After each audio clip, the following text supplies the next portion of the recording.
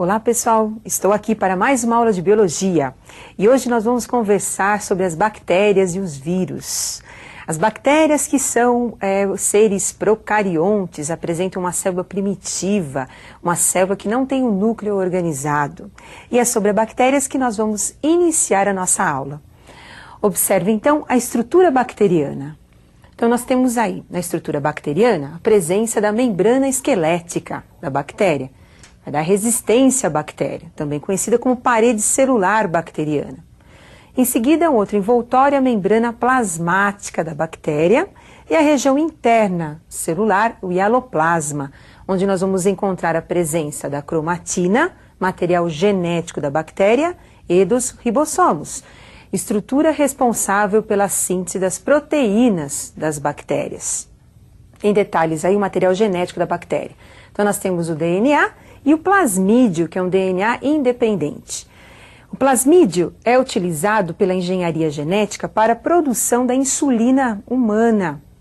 Os laboratórios utilizam essa molécula de DNA para a produção de várias substâncias proteicas, entre elas, como já citei, a insulina.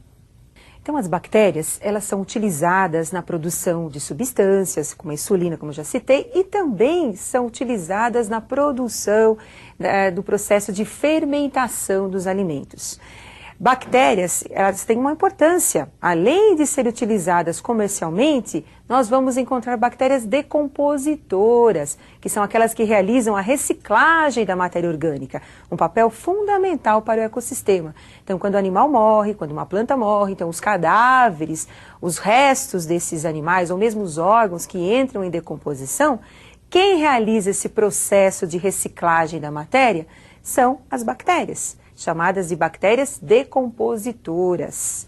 Nós temos também as bactérias simbióticas, que realizam processos no nosso organismo, por exemplo, as bactérias intestinais, que ajudam na fixação de nutrientes e no processo de digestão. Nos ruminantes, como a vaca, a cabra, nós também vamos encontrar bactérias simbióticas ajudando no processo da digestão. Então, pessoal, bactéria é um ser vivo muito importante, porque além de participar nas indústrias e também participar no processo de reciclagem, ela é um agente etiológico de várias doenças. O que é isso?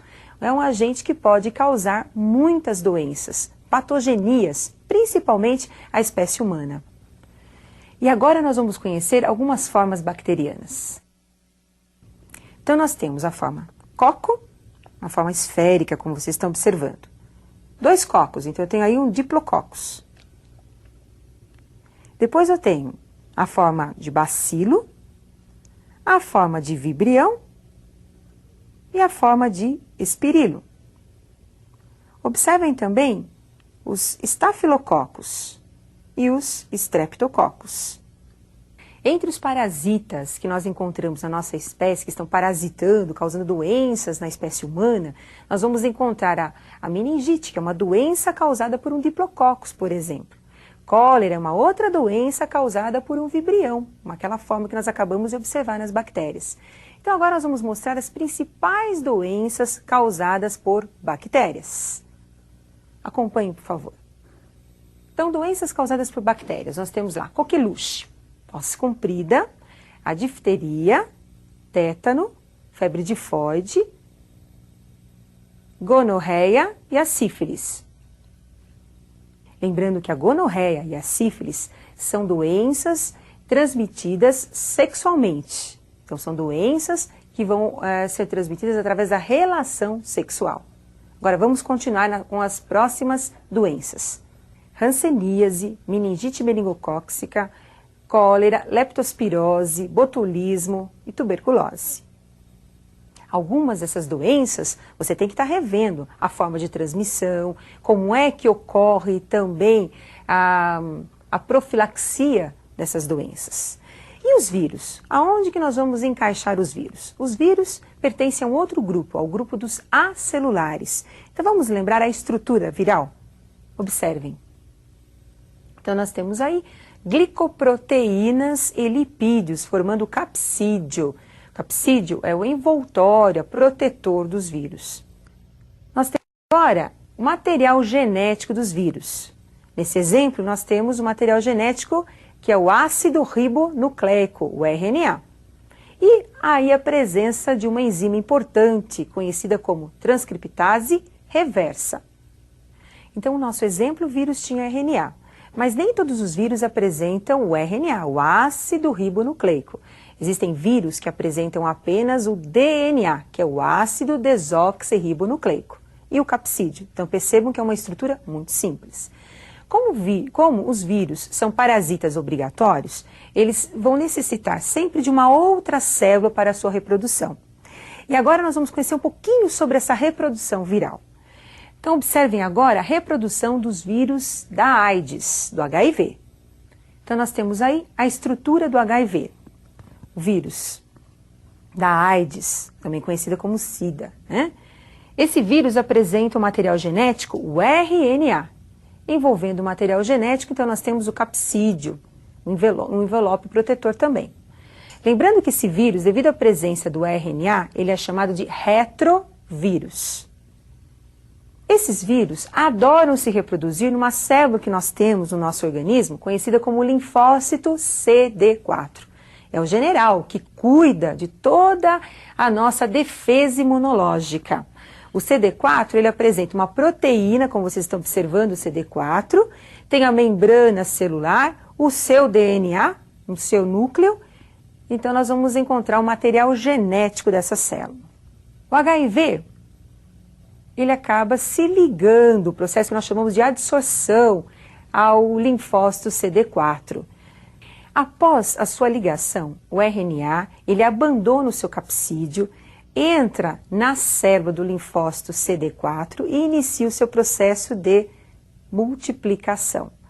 Com a ajuda da transcriptase reversa, sua enzima, ele acaba produzindo um DNA modificado. Esse DNA modificado, produzido agora, vai ser absorvido pela célula, pelo núcleo da célula parasitada, e com isso nós vamos ter agora a formação de um DNA modificado no interior do núcleo do nosso linfócito. Utilizando a maquinaria da célula parasitada, então agora o nosso DNA viral passa a se reproduzir, formando cópias desse DNA modificado, produzindo seus capsídeos, dando origem então a novas formas aí de HIV. Esse HIV agora abandona a célula parasitada e vai agora parasitar outras células, multiplicando-se no interior dessas novas células.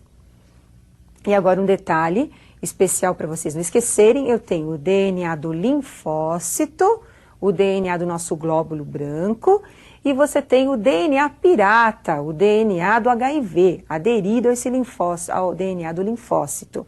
E com isso, nós vamos ter a reprodução viral. Então, após a reprodução, o HIV agora abandona os linfócitos, cai na corrente sanguínea e vai ser encontrado nas secreções do corpo, no caso, nas secreções vaginais, no esperma, mas também encontramos o HIV nas células do sistema nervoso. Ele gosta muito também dessas células para sua reprodução? Não, só nos linfócitos, mas ele é encontrado no seu interior.